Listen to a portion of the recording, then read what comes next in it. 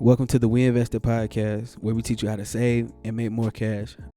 All right, so today on the WEInvested podcast, we have here with us Desmond Moore, and he is the co-founder of the Chill Fam brand. He is an entrepreneur as well as a manager. Des, what's going on, man? How you feeling today? Man, I'm great. I can't complain about anything. How you?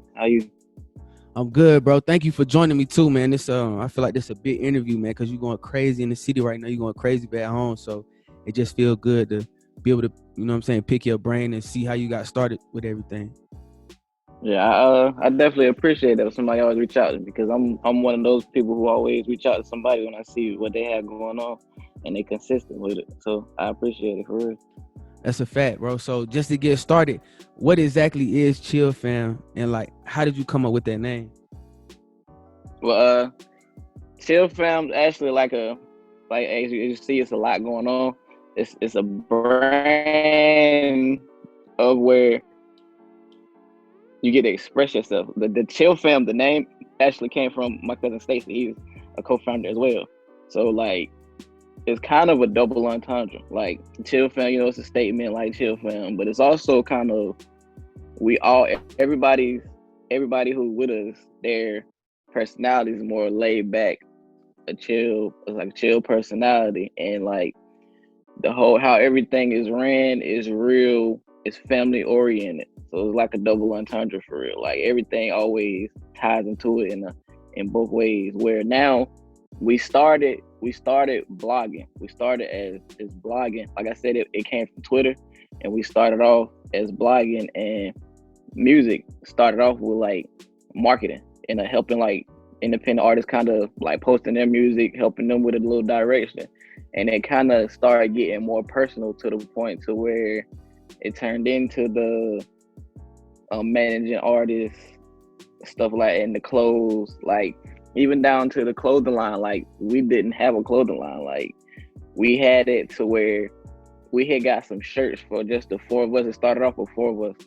We got a shirt for us, and people seen the shirts and wanted the shirts, and it pretty much just handled itself from there for real.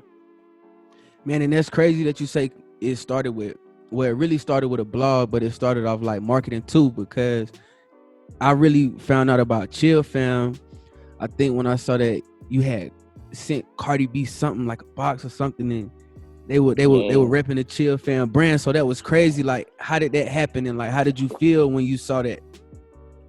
Man, that's another thing. It's one of those things where I kind of can I'm real good at seeing things before they happen, for real. I ain't gonna lie. So even back when Cardi was just on Instagram, heavy on Instagram, and still that's before Love and Hip Hop, everything, I was she probably gonna be something. So I kind of emailed her people, and they replied right away, sent, and she actually wore them twice. So I was that was a big deal for me. So now when she elevated, it kind of was I was right, and it kind of even helped even more with sales that she got bigger. So I was that was a good investment for a free pair of shorts, for I ain't gonna lie. That's a fact, bro. So you say you got started with a blog in 2013. So you had your own website starting in 2013, everything like that too, or how did that blog kind of originate? Yeah, see, like I said, I had to go back. I had to take it all the way back to where it started on Twitter, and we would just be joking around. We would just be joking around, and we would just have random topics, and our topics would grasp people, and we really would have a control over what we was talking about. So it was if we can have this kind of control right here, let's make our own platform. So we decided to make the website, and we would write our own blog, and after that we needed to spice it up. So we started added a music page. At one point we had the shoe release page. We were just really just trying to find our own way for real. Yeah. Nah, that's hard though, man, because it's everybody kind of getting on the website thing now. Everybody putting out apparel and clothes and trying to do it, but it's y'all really were the first ones in the city to really do it, to have your own website, to understand the power of social media and how many people it can really reach. So it's you were definitely ahead of the curve with that one. For sure. That's why now when I see everybody moving around and like coming into their own entrepreneurship, I actually like it. I don't be like I did that first or it's copying. I can never look at it like that because I once was that person just starting up trying to find my way. So I really be liking it. So it's a lot of times where if I see what somebody got going on and I really just genuinely like it, I'm gonna help them. I ain't really gonna try to throw them prices or anything. I'm gonna throw them little ideas or I'm gonna assist with my own help to kind of help them build stuff up because you really need that for real. We didn't have that. We had to learn everything on our own. So it takes nothing to kind of assist somebody. It can go a long way. Fast, bro. So were you always like into technology and like social media kind of thing, or did you just see like, okay, this is where everybody's going, so it just kind of evolved, so you got where the people were before they got there? Uh, I would say like I've always been into technology, like technology, shoes, and music. Like those are my things. Those are my like niches for real. So it's like my nickname is the plug, and my nickname's always been the plug because I can get my hands on certain like shoes, like music. I've always been able to get it first, or I'm the person everybody comes to get it. So that's kind of where my nickname came from. Facts. So it's like you had an eye for talent. Boom, you spotted Cardi B and kind of knew she would be big before she really blew up. And now you managing a few artists. So like, what exactly does that mean? And if you want to plug your artists, you can for sure. But what does that mean to manage artists? Yeah, right now I manage. It started with Jason. I actually still manage him. Jason, the Man Da Vinci, Dre Moreau, D Mac, and Marie Escobar. And to manage an artist is basically you just pretty much assisting with their direction. Like with them, I'm not gonna lie, I have to really give them a lot of credit because everybody I work with have their own direction. I don't have to hold their hand on working. Like their work ethic is amazing to the point to where they be like, all right, this is what I want to do. This is how I want to do it. All I got really gotta do is just sit back and make sure it gets out how it's supposed to get out.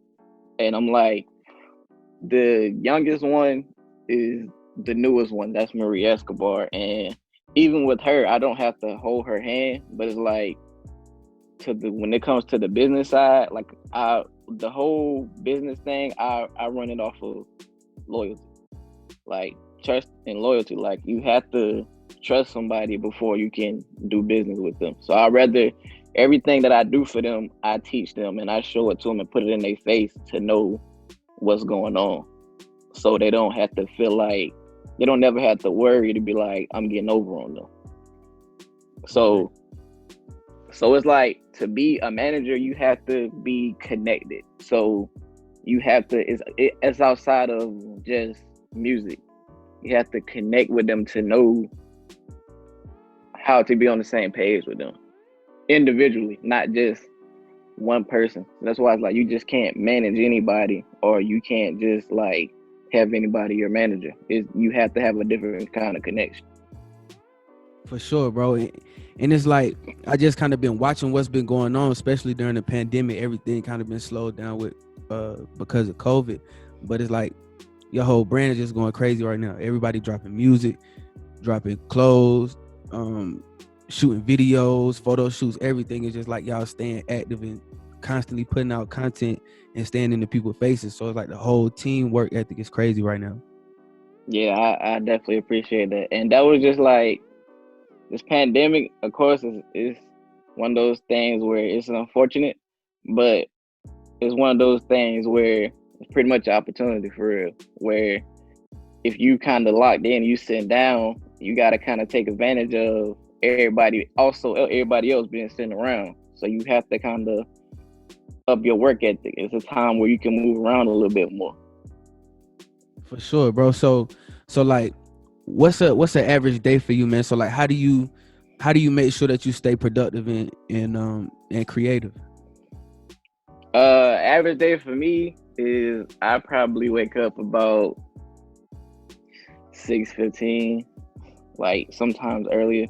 And I'm not gonna lie to you, the whole from the time I'm up until the time I fall asleep, I'm pretty much active, even if it's just emails or learning marketing or just going over certain stuff. Like I, by the time like is always something to do. Just to be honest, like I said, Right. when you manage multiple artists, when you're when it's closed, you have to move. It's always something to do. So it's like instead of me just being good at stuff, I found ways to master everything.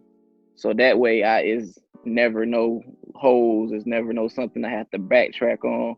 So a day for me, I'll probably say as soon as I wake up, the first thing I probably do is probably check my emails, see if anything like features are going on or anything. Like I check their numbers to see like tap into their demographics, stuff like that.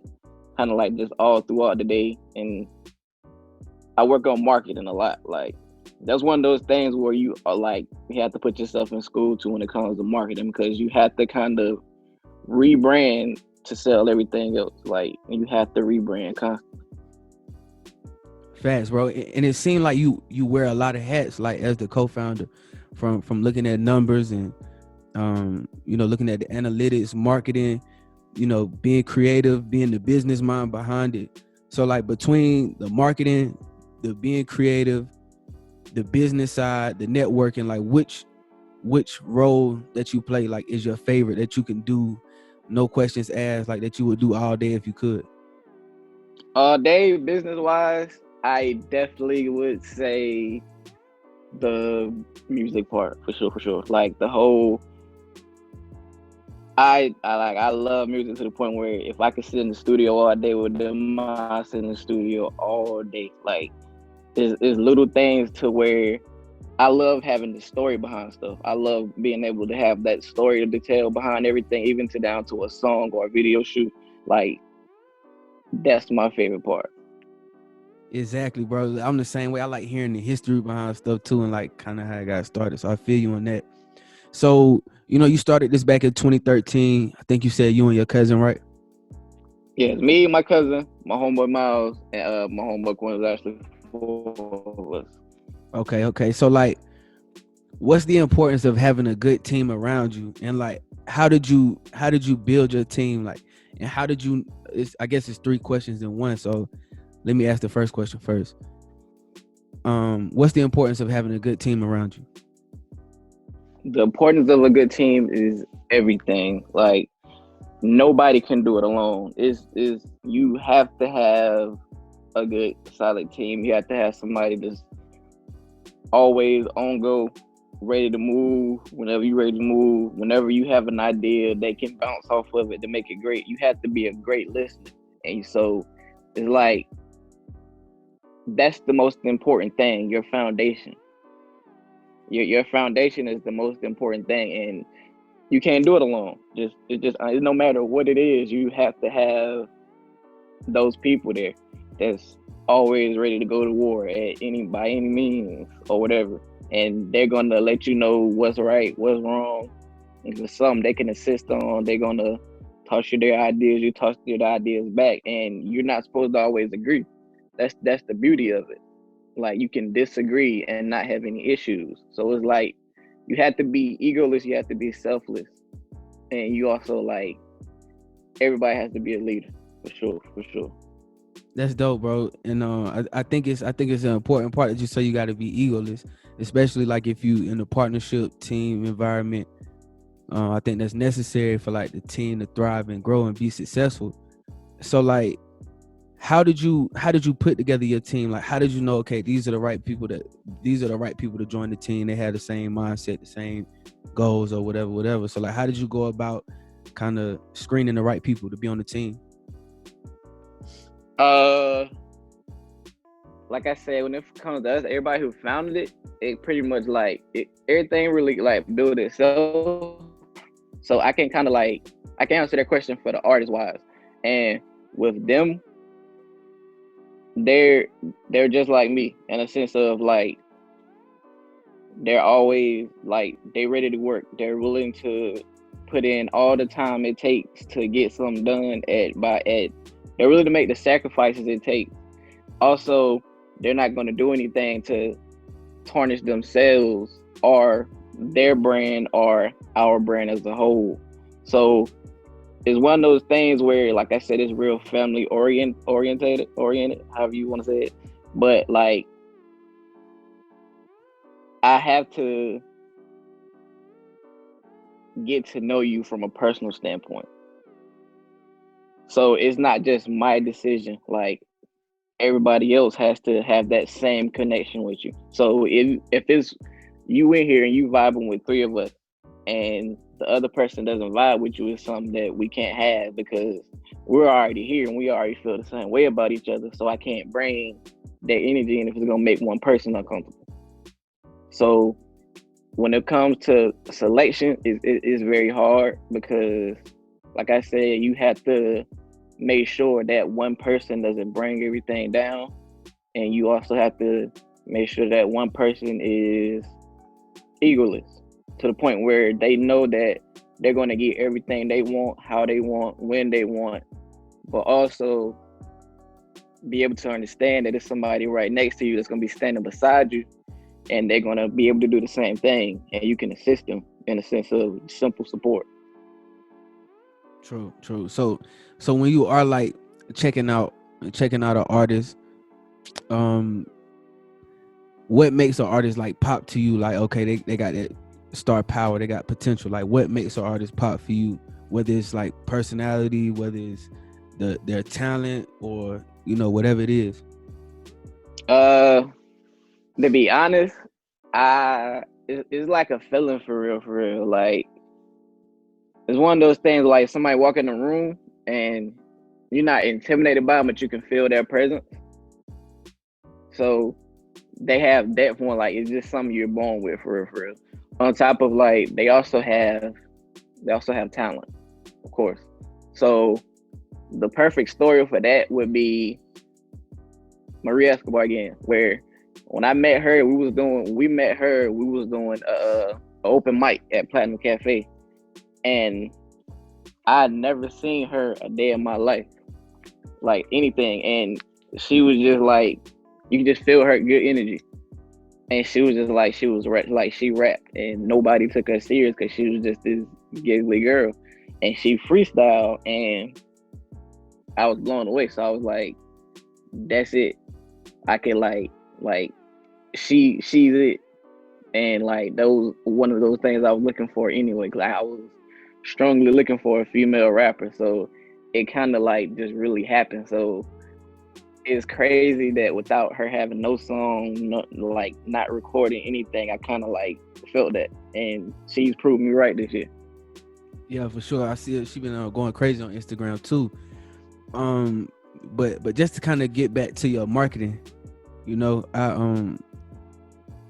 I admire your marketing style. I say that like you a genius with the marketing. So how did you I appreciate you. Yeah, how did you come up with that, like with your style of marketing and doing it the way you do? Like, did it just hit you one day? Were you studying? Did you look at different things? Like, how did it come about for you?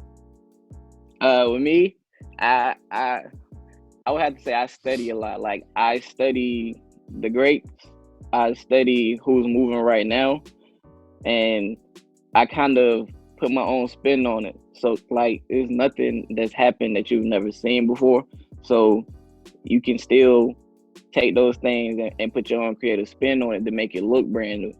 So I study those people who have already made it, and those people right now who have a certain thing going on that they look like they're unstoppable. And I kind of mix the two together to where you're not copying anybody, but you're also taking bits and pieces from them. Like, it's an admiration thing instead of a stealing thing. So when it comes down to marketing, I first have to, like, especially for a project, like an album or an EP, something like that, we sit and we get our direction from it. And once we get our direction from it, I kind of sit down in my little back cave, do a little studying, and see how can we roll this out to a point to make people who don't know us at all be like, all right, I'm gonna check this out just because I like how they presented it to me, and it's been working a lot lately. Facts. Facts. So, y'all been running this business for the last 7 years. So, I'm sure that you guys have like faced some roadblocks, some difficulties, some hard times, and made some business mistakes. So, what are some mistakes that you made that kind of stood out and stuck with you and that you learned a lesson from that you would kind of tell somebody else so they could avoid that same mistake? The biggest mistake that I've had several times is letting my foot off the gas. And when I say that, I mean you have something going and you start pushing everything else off. You start kind of being like, all right, we're going to do this then, or it doesn't get done at all, or you just simply get inconsistent. And when you become inconsistent, every time, like, people got short attention spans. So if you have their attention and you kind of start and you have those little pause breaks, everything that you built, you got to keep rebuilding and you got to pick up from there. And like, that's one of the biggest things that's really a headache, but it's also like, it gives you a good feeling once you can get past that point again. That's a fact, bro. So what motivates you personally to keep your business running, like to keep running your business, like when everything kind of gets difficult, it gets tough? Well, the bigger picture for sure. Like, I love where I'm at right now. I love going through the process, but I also know that it's so much more to get done. So even at those points where I hit a roadblock or it's days where I want to be lazy, I want to just chill, I gotta remember that I gotta find my own discipline. You gotta keep your discipline to make sure you get to those next steps and kick down those doors to keep elevating. Facts. So what would you say is your favorite part about being an entrepreneur? My favorite part about being an entrepreneur is being able to show people a different step of life, like outside of the norm, for sure. True. And so what would you say is like the most important reason for your success right now, and the most important reason for your success? The most important reason for my success, first things first, is my team. Like, I'm nothing without any of them.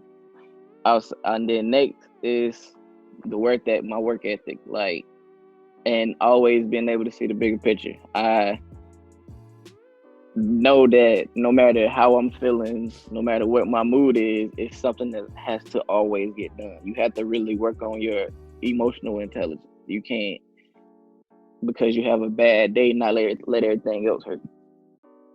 Facts.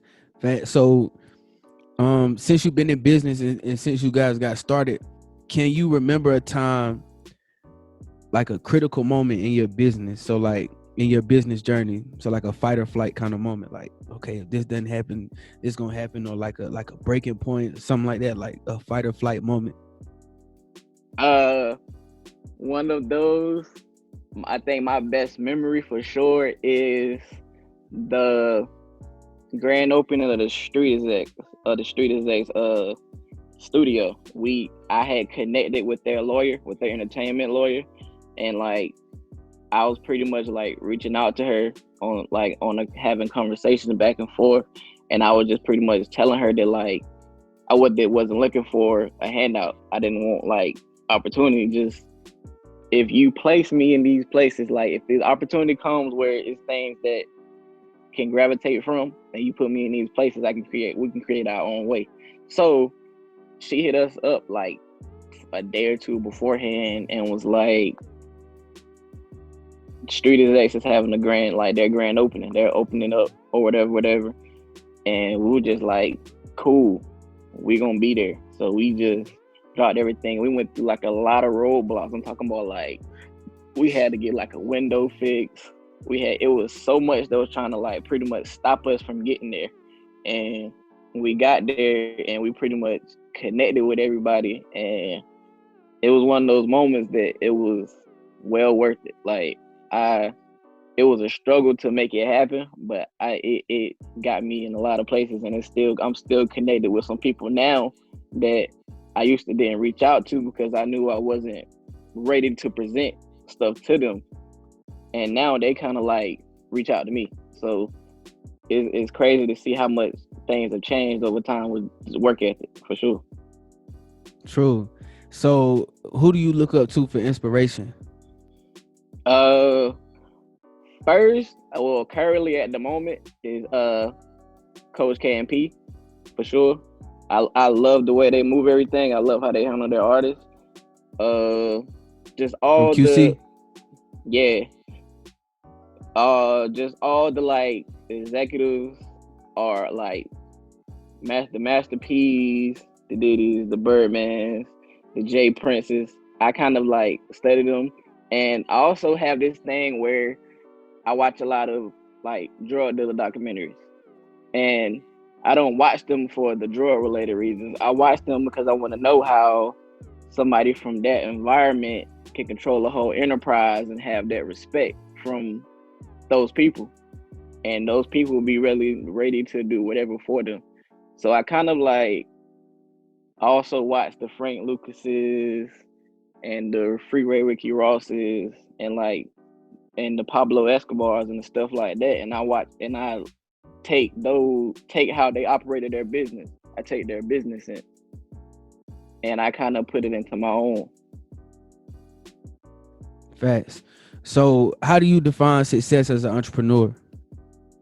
Success, uh, I would say success as an entrepreneur is pretty much being able to control, being your free will. Having your free will is the biggest thing of entrepreneurship, because as far as success goes, you can't really put that on money, because it's gonna be times where it's gonna be days where you have a crazy day, and that very next day you might not make anything. So you really can't. That's gonna be the roller coaster ride, the whole money part, like learning how to make that consistent. So, but being able to be free and like control your own means, that's success. Facts. So how would you like for people to remember you and your company? Me, I would I would like to remember as it being solid.